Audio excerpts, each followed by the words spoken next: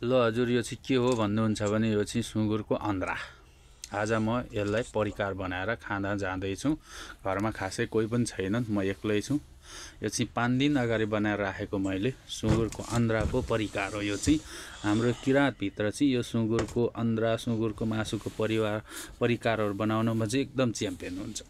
त्यही भएर हाम्रो सुनुवारमा चाहिँ यसको चाहिँ पहिलादेखि खाने प्रचलन छ। यसलाई अब पिस गर्छु म।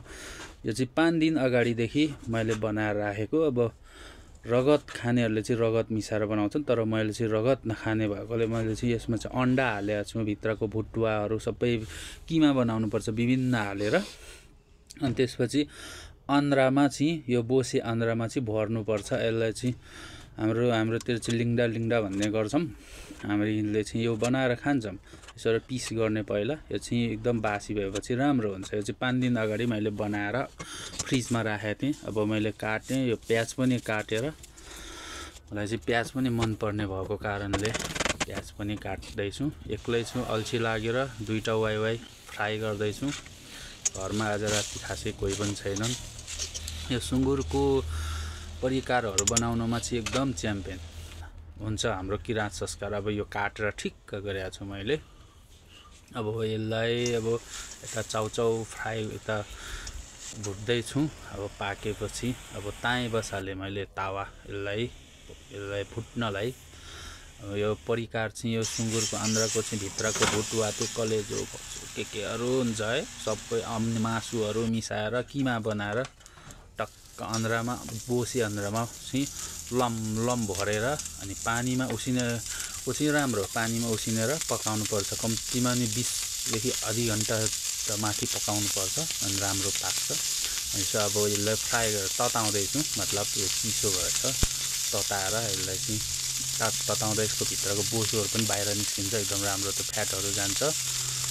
अनि यहाँ चाहिँ विभिन्न यो चाहिँ एकदम मिठो हुन्छ है सुँगुरको अन्द्राको यो परिकार चाहिँ। यो चाहिँ राई लिम्बू सुनुवारभित्र चाहिँ यो प्रचलन छ। यो चाहिँ हाम्रो सुनुवारमा चाहिँ पहिलादेखि। अब यसलाई म पल्टी गरेँ थालमा। अब चाउचाउ रेडी भयो, यो दुइटै रेडी भयो।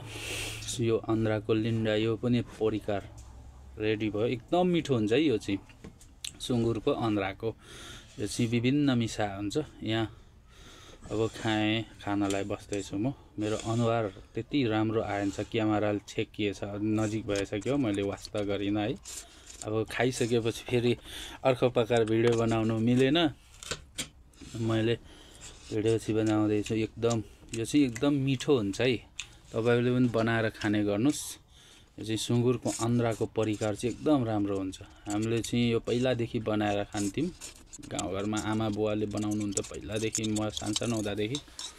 एकदम राम्रो हुन्छ। मैले चाहिँ बनाएर 5 दिन अगाडिदेखि फ्रिजमा हालेर राखेको थिएँ।